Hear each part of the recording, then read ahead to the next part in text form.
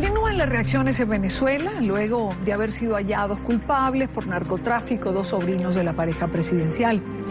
Representantes de los partidos de oposición venezolana han exigido al Ministerio Público y a la Fiscalía Militar investigar el caso en el que se presume que la rampa número 4 de Maiquetía, que es el principal aeropuerto del país y es la rampa oficial, ha sido utilizada durante años para traficar con drogas. Oliver Fernández en Caracas tiene la información. Francisco Flores y Efraín Campo Flores fueron declarados culpables este viernes por un tribunal en Nueva York. Se espera que la sentencia se produzca el próximo 7 de marzo. Mientras tanto, Nicolás Maduro y Cilia Flores, tíos directos de los jóvenes, guardan absoluto silencio. Aquí hay gente que delinque con pasaportes diplomáticos. Se utiliza el hangar presidencial para traficar con drogas. Se utiliza el aparato del Estado para corromper al país. Y mientras tanto piden que nos quedemos callados, que no hagamos nada, que no protestemos, que no recojamos firmas para ver cuántos queremos votar. Están equivocados. Para el diputado Freddy Guevara, dos familiares directos de la pareja presidencial venezolana involucrados en narcotráfico, es un hecho grave que en cualquier país del mundo hubiera generado la renuncia del presidente. Desde el Parlamento solicitarán más información sobre este caso a la justicia estadounidense. Es absolutamente preocupante que en teoría estos venezolanos que están allá, que son familia de la familia presidencial, valga la redundancia, hayan dicho que por la rampa 4 salió droga, hayan dicho que se utilizaron pasaportes diplomáticos para traficar. Entonces eso es un tema que tiene que ser investigado y lo primero es solicitar la colaboración de la justicia de los Estados Unidos para que nos manden todas esas informaciones y nosotros tener pruebas. Dijeron que estaban vinculados con financiamiento de la campaña de Cilia Flores, es decir, entonces una serie de alegatos que son gravísimos, de lo más grave que ha pasado en este país. La fiscal general de la República, Luis Ortega Díaz, tampoco se ha pronunciado. Para los representantes del Partido Acción Democrática, el silencio de las autoridades es un indicador de que en Venezuela no existe la separación de poderes. ¿Cómo es posible que este grupo estructurado de delincuencia organizada se ha montado en Venezuela? ¿Cómo es posible que aquí están ocurriendo situaciones como estas? Acción Democrática se pregunta: ¿por qué el Ministerio Público aún no ha investigado, por ejemplo, cómo es que hay venezolanos chapeando fuera de Venezuela con pasaportes diplomáticos para buscar impunidad ante delitos que pretenden cometer? Ya los jóvenes cumplieron un año tras las rejas y el gobierno de Nicolás Maduro se ha negado a explicar por qué portaban pasaportes diplomáticos. Para este martes se tiene previsto que uno de los puntos a discutir en sesión plenaria de la Asamblea Nacional sea precisamente la culpabilidad de los sobrinos Flores en hechos de narcotráfico. Es la información que manejamos desde Caracas y con ella los invitamos a que continúen con más de la tarde. Gracias a Oliver Fernández, son las 6:15 de la tarde en Venezuela, pero quiero saludar a Maybor Petit, periodista, investigadora venezolana, corresponsal del diario El Nacional en Nueva York, quien dio una excelente cobertura en el caso de los sobrinos de la pareja presidencial venezolana. Muy buena tarde, gracias por estar con nosotros, Maybor, gracias por acompañarnos. Un gran saludo, Idania, desde acá, desde Nueva York. Maybor, ¿qué deja este caso ante la justicia internacional?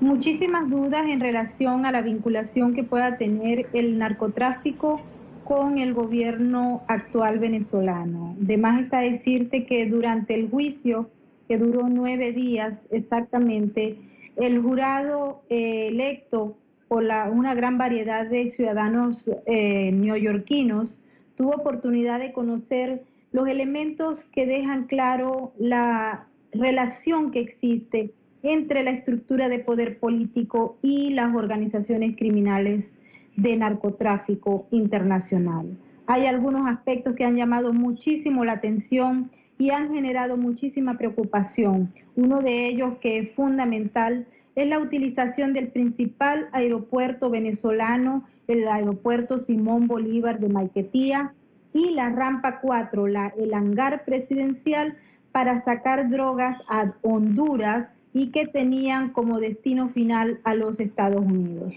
La Fiscalía usó ese argumento para llamar la atención del jurado y lo utilizó haciendo escuchar las voces de los mismos acusados.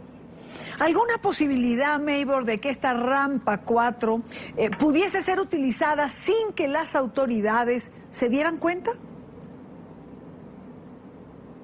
Probablemente había o hay un sistema de complicidad interna, porque escuché de palabras de Campos Flores, el hijastro de Nicolás Maduro, que por ser él el hijo de Nicolás Maduro y de Cilia Flores, ningún militar y ningún miembro de la seguridad del aeropuerto lo tocaba. Él actuaba con impunidad en la rampa 4, lo que quiere decir que si bien es cierto que no hay alguna regla escrita al respecto, por lo menos la presencia de un familiar muy cercano a la presidencia evita que se produzcan los elementos de seguridad de rigor, porque él decía claramente, y no lo dijo una vez, lo dijo varias veces, que él mantenía un control absoluto en el aeropuerto y en la rampa 4. Maybor, tú refieres que este juicio deja clara la relación entre la estructura de poder y una estructura criminal. ¿Qué elementos establece esta relación? El elemento fundamental está en los planteamientos hechos por los dos acusados que fueron considerados culpables por el jurado y declarados como tal, en la necesidad que ellos tenían cuando estaban conversando con las fuentes de la DEA en Caracas de obtener dinero inmediato producto del narcotráfico, de una actividad criminal, para seguir pagando los votos que le permitirían a su familia mantener el poder. Claramente señaló Campos Flores, el hijastro de Nicolás Maduro y Cilia Flores, que él estaba utilizando el dinero proveniente de la droga para pagar a 4,000 votos que le había conseguido cada líder de parroquia en Caracas, donde su madre era candidata. Eso cayó como una bomba, porque realmente la información estaba muy detallada. Él estaba explicándole a ese informante de la DEA los elementos que ellos utilizaban para mantener el poder en Venezuela. Y de hecho hay una frase que llamó mucho la atención, que él le dijo a uno de los narcotraficantes que ellos eran unos torcidos. Cuando se le preguntó a uno de los informantes de la DEA si él entendía qué quería decir Campos Flores con ser un torcido y qué quería decir Flores de Freitas con eso, el hombre que fue conocido en la operación como SC3 dijo que ser torcido para él significaba ser un bandido, porque habían explicado para qué era que necesitaban el dinero y cómo mantenían y usaban el dinero del narcotráfico para mantener el poder político de sus familias.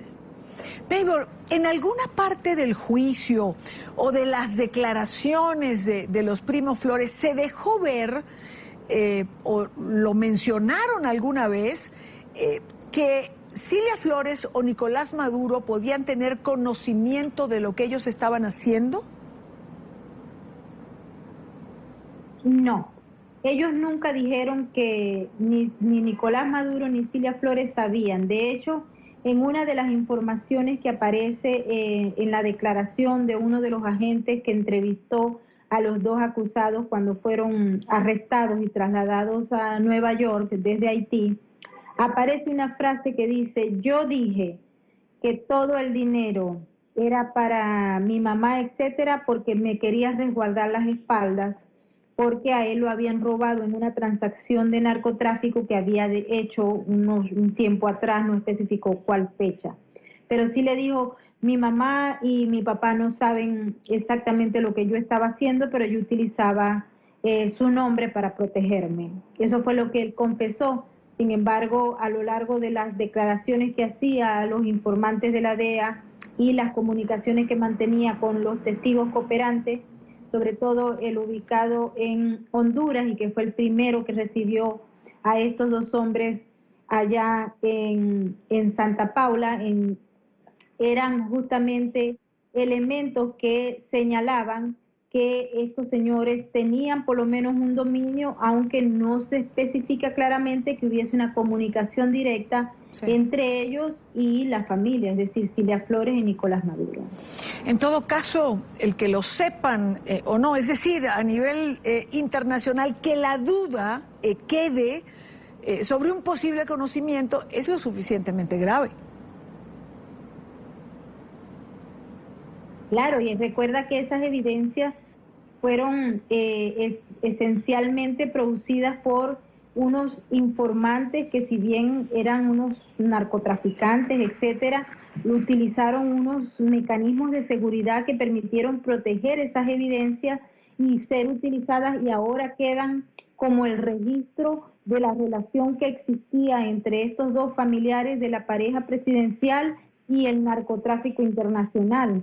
Ellos señalaron incluso, Yania, que habían hecho negocios con algunos franceses y explicaban la necesidad de mandar la droga en vuelos privados, lo que los narcotraficantes llaman vuelos blancos, motivado que habían algunas otras personas que utilizaban líneas aéreas comerciales para mandar la droga en maleta, y eso había generado una pérdida de uno de los negocios en Francia. Maybor, ¿tuviste la oportunidad de verlos? ¿Cuál fue su reacción después de que conocieron la conclusión a la que llegó el jurado? ¿Estabas allí en la sala?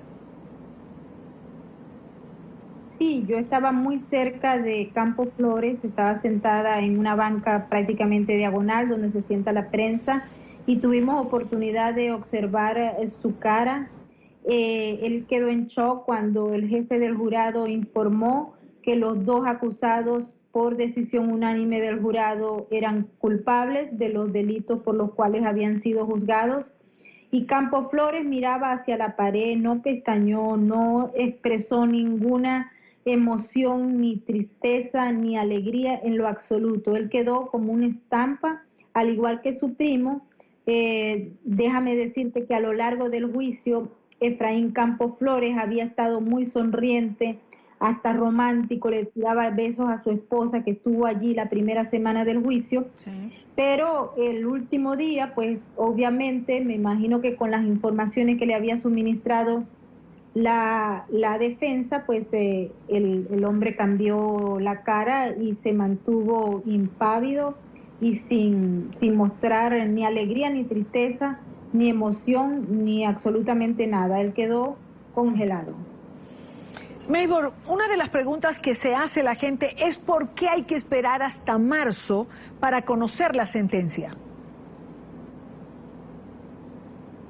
Estos suelen ser procedimientos normales. El juez siempre se tiene entre una semana y 90 días para proceder a dictar la sentencia en estos casos, que también utilizan los fiscales para tratar de, si se quiere, de convencer a los acusados de que presten información y logren dar datos interesantes sobre la red criminal a la que pertenecen, y con ello bajar el número de años que normalmente este tipo de sentencias trae consigo. La defensa, Maybor, ¿tiene la oportunidad de presentar nuevos recursos? Sí, están abiertos a presentar recursos. De hecho, ellos lo dieron a entender en la primera declaración después de escuchar el veredicto. Le pidieron al juez 60 días para presentar la nueva ruta de las acciones que piensan tomar. Pero obviamente en estos casos, cuando la defensa tiene recursos ilimitados, ellos consideran que si hubo alguna falla dentro de los procedimientos del derecho como tal, ellos pueden ir a la Corte de Apelaciones y solicitar una revisión del caso. ¿Con recursos ilimitados nos referimos a dinero? Es decir, ¿para que la defensa continúe actuando? Sí, ciertamente. Debo aclararte que el equipo de los dos escritorios jurídicos son extraordinariamente profesionales, preparados, tienen experiencia, conocen el monstruo por dentro, porque ellos fueron fiscales federales y manejan un sinnúmero de recursos para lograr avanzar en sus casos. Me di cuenta, además son excelentes litigantes y preparados. El fiscal Barara, que era la cabeza principal de este caso, cuando estuvo presente en la apertura del juicio, lo vi con mis propios ojos cómo saludó a sus antiguos colaboradores. Y al terminar la sesión de aquel día, recuerdo, le pregunté a uno de los abogados de Campo Flores, Randall Jackson, y él me comentaba que él había tenido una excelente relación con el fiscal, porque había trabajado en la fiscalía por años antes de llegar allá. Son costosos, pero son altamente profesionales y obviamente van a utilizar todos los recursos que tengan a su disposición y que otorga el derecho norteamericano para tratar de cambiar la decisión del jurado. Maybor, una última pregunta. ¿No sientes algún tipo de temor por la información, por esta cobertura en particular de los sobrinos de la pareja presidencial de Venezuela? Es decir, en redes sociales todo el mundo le daba retweet y publicaba lo que estabas informando en relación a esto. ¿No tienes un poco o algo de susto en relación a esto? Bueno, no tengo miedo. Estoy en un país donde existe libertad de expresión y de información y estoy haciendo lo que tengo que hacer, que es mi obligación, y es informar sin escándalos, sin amarillismo, con documentos basados único y exclusivamente en información formal. Así que yo estoy cumpliendo con mi labor y obviamente el tema fue vetado en Venezuela, está censurado. He sabido de muchos colegas que han tenido problemas. De hecho, yo tenía un programa radial que fue eliminado de Venezuela porque se empezó a tocar el tema de los sobrinos de la pareja presidencial. Pero bueno, esa es la obligación que tenemos nosotros como periodistas, especialmente en la situación en la que se encuentra el país, donde los medios están censurados. Sé de muchas personas que no tienen la más mínima idea de lo que ocurrió el viernes en Nueva York. Quiero agradecer a Maybor Petit, periodista, gracias por acompañarnos en la tarde, gracias por esta amplia conversación con detalles de lo que ocurriera allí en esa sala donde finalmente se encontró culpables a los sobrinos de Cilia Flores y Nicolás Maduro. Estamos a la orden, Idania, un gran saludo.